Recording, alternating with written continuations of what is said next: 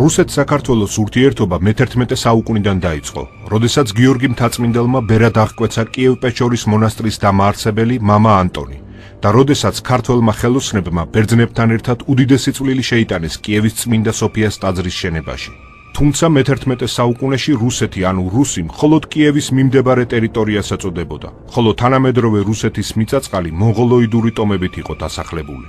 მე-12 საუკუნეში საქართველო მსოფლიოს უძლიერესი სახელმწიფო იყო და მუსლიმანი მბრძანებლები საქართველოს მეფეებს უწოდებდნენ უდიდეს მეფეს, ქვეყნიერებისა და სახელმწიფოს სიდიადეს, იესოს მიმდევართა მფარველს, კეისართა მძლეველს, დიდებული ჯვრის დამცველს, ქრისტეს მოწაფეთა გვირგვინს, გურჯის, აფხაზის, შაქის, ალანისა და რუსის მეფეთა მეფეს.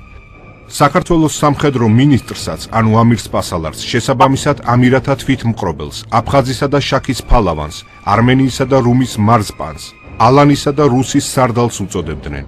მე-12-13 საუკუნეებში ევროპისა და აზიის დიდი სახელმწიფოები რუსეთსა და ხაზარეთს, ანუ თანამედროვე რუსეთის ტერიტორიას, საქართველოს ვასალურ სამფლობელო სივრცეთ აღიქვამდნენ.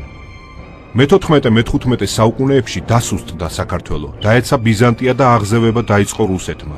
წმინდა კირიონ კათოლიკოსის სიტყვებით, რუსეთის პოლიტიკური აღზევება შედეგი იყო მართლმადიდებული აღმოსავლეთის, ანუ საქართველოსა და ბიზანტიის დაცემისა.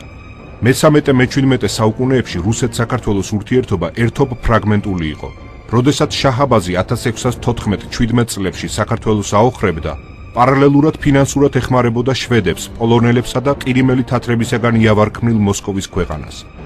1609 წელს ტაშისკართან განადგურებულ ყირიმელ თათართა თანამოძმენი პერმანენტულად აწიოკებდნენ და ხარკს ართმევდნენ მოსკოველებს. 1692 წელს მოსკოვის ტახტზე ავიდა პეტრე I. ზოგიერთი მეცნიერის მოსაზრებით ქართველი უფლისწულის, ერეკლე ბაგრატიონის უკანონო შვილი, რომელმაც მოსკოვი რუსეთის იმპერიად გადააქცია. 1722 წელს პეტრე I-მა ირანის კასპიისპირა პროვინციების დაპყრობა განიზრახა.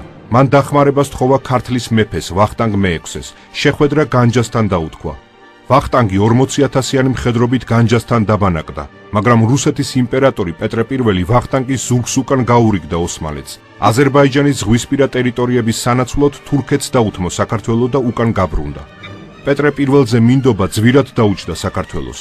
ლეკებმა, კახელებმა, მესხებმა და ოსმალებმა სანამ ვახტანგი განჯაში იდგა, თბილისი ააოხრეს. ქართლი ააწიოკეს და ვახტანგ მე-6-ე 1200 რჩეულ ქართველთან ერთად რუსეთში გაიქცა. აღმოსავლეთ საქართველოში თითქმის 20 წლით გაუქმდა მეფობა.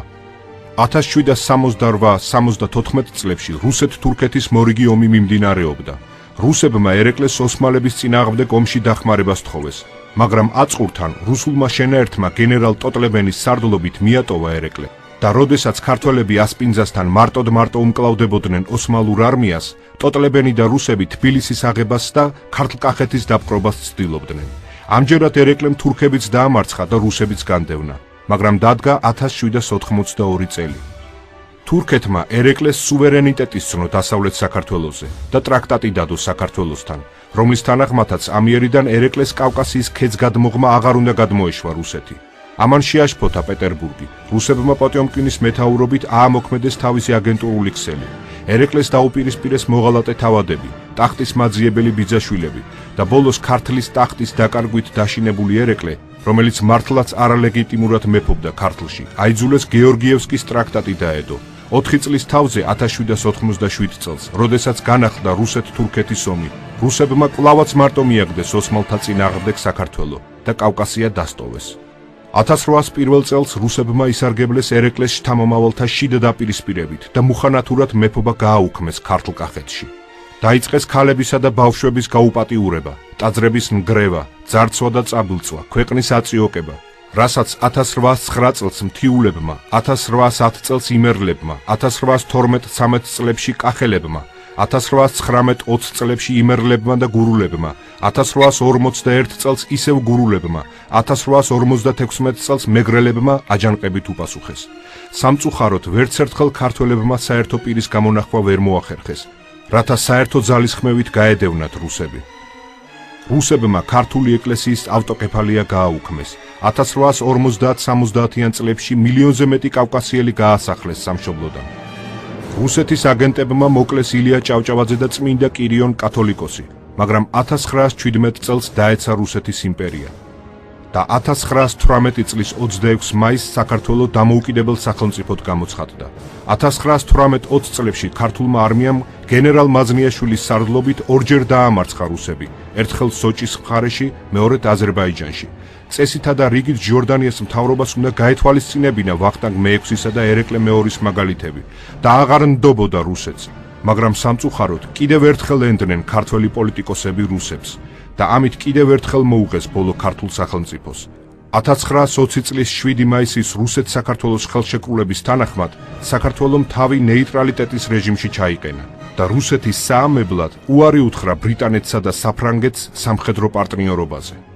ამის შედეგი იყო 1921 წლის ტრაგედია და 70 წლიანი რუსულ-ბოლშევიკური მონობის უღელი. ამის შედეგი იყო ქართული ინტელიგენციის, არისტოკრატიისა და სამღვდელოების თითქმის პირწმიდად განადგურება და 400,000 ქართველი ჭაბუკის, ანუ თითქმის ყოველი მესამე ქართველი მამაკაცის დაღუპვა მეორე მსოფლიო ომში. 1722 წლიდან 2008 წლამდე რუსეთთან პოლიტიკური პარტნიორობა საქართველოსთვის ეროვნული კატასტროფის ტოლფასი იყო.